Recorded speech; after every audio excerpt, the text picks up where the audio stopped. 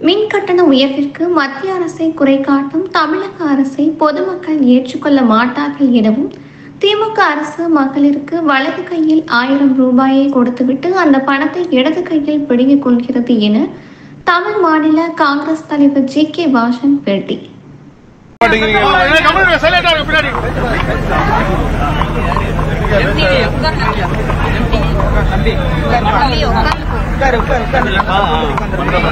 மூன்று ஆண்டுகள் திமுக ஆட்சி திராவிட மாடல் என்று கூறிக்கொள்கின்ற சாதனை 3 முறை தமிழக மக்களுக்கு மின்சாரத்தினுடைய கட்டணத்தை ஏற்றி அவர்கள் மீது சுமையை ஏற்றியதுதான். மேலும் இது அனைத்து தரப்பு மக்களையும் பாதிக்கின்றது. தொழில் முனையோரை மிகப்பெரிய அளவிலே பாதிக்கின்றது. மாதம் ஒரு முறை மின் கட்டணம் என்று கூறிய திமுகவினுடைய நிலைப்பாடு என்ன என்று மக்கள் கேட்கிறார்கள்.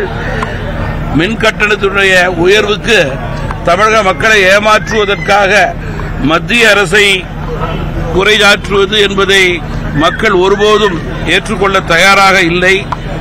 மின்துறையிலே வெளிப்படைத்தன்மை தேவை.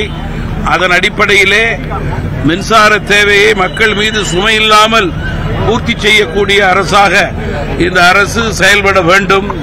பொதுவாக வலது கையில் கொடுப்பது இடது கைக்கு தெரியாது என்று கூறுவோம். அந்த வகையிலே தற்போது வலது கையிலே தமிழகத்தினுடைய மகளிருக்கு 1000 ரூபாய் கொடுக்கக்கூடிய தமிழக அரசு மறுபுறம் இடது கையிலே மின்சார கட்டணத்தை உயர்த்தி அந்த பணத்தை பிடுங்க நினைப்பதுதான் திராவிட மாடலா என்று நான் கேட்க விரும்புகிறேன். மின்துறையினுடைய தமிழகத்தில் இருக்கின்ற சீர்கேட்டிற்கு கடன் சுமைக்கும் தமிழக அரசுதான் பொறுப்பேற்க வேண்டும். மாறாக பொதுமக்கள் மீது பொருளாதார சுமையை ஏற்றுவது ஒருபோதும் ஏற்புடையதல்ல. எனவே தமிழக அரசை பொறுத்தவரையிலே ஏற்றிய மின் கட்டண உயர்வை உடனடியாக வாபஸ் பெற வேண்டும் என்று தமிழ் மாநில காங்கிரஸ் கட்சியின் சார்பிலே கேட்டுக்கொள்கிறேன்.